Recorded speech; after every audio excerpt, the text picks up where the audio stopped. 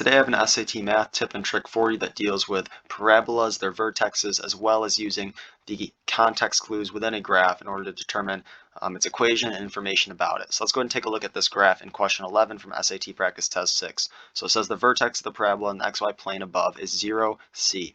Which of the following is true about the parabola with the equation y equals negative a x minus b squared plus c?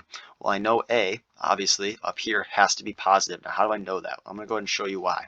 If I have a graph where my largest exponent, right, and its variable here is x, is even, then I know my end behavior has to be pointed up, okay? And I know a has to be positive since that end behavior is pointed up. I misspoke there, right? I know that the end behavior has to have both of them up or both of them down. Now, if a is positive, then they both have to be up. That's how, in this case, I know a is positive, right? So I know a is positive because both my end behaviors point up. Now, if both my end behaviors pointed down, then that would tell me that a has to have a negative in front of it, right? It'd be negative a, or that a itself was negative. Now, in this case, obviously, a is positive since it's going up and there's no negative in front of it.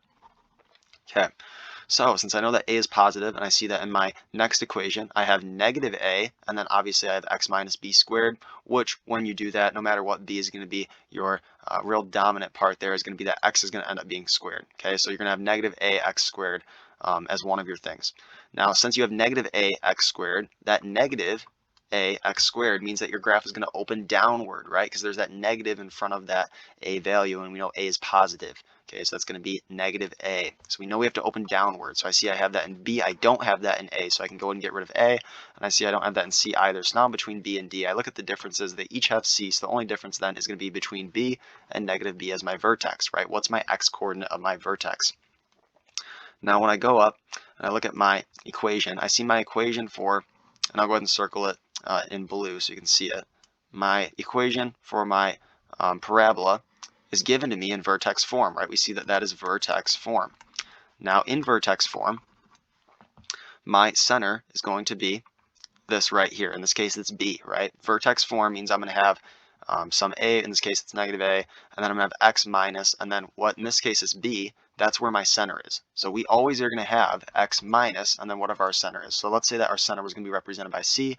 Our center would be put in that form then if we were using vertex form. So in that case, I know that then my center would be c, and it'd have to be positive, right? It's minus whatever our center is. Now let's say that we had x plus c. If we had x plus c, our center would have to be negative c then, because we're subtracting a negative c, thus giving us plus c. So if we had x plus c, we know our center would be negative c for that x coordinate of our vertex. Or, I'm sorry, our x coordinate of our vertex, not our center, our x coordinate of our vertex. So in this case, I know that my x coordinate of my vertex will be b, since I have x minus b squared, and that is in vertex form. So my answer then will be answer choice b for question 11. Okay, so I go ahead and circle b. I know d is wrong because it's got that negative b.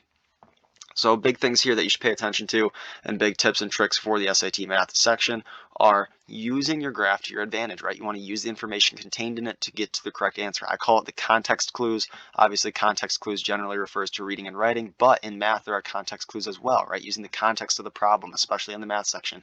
If you were to look at this graph, you can determine a is positive. Thus, when you have that negative a, you know it has to open downward. That gets rid of a, and it gets rid of c, because they say open upward. Now you're just between b and d. You already know that c is the same in each of them, so you just got to pay attention to this b. Then you want to pay attention to the context clue that it's already given to you in vertex form.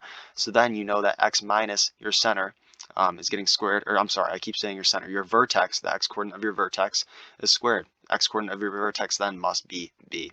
So big things, paying attention to those context clues with graphs on the SAT math section is very helpful.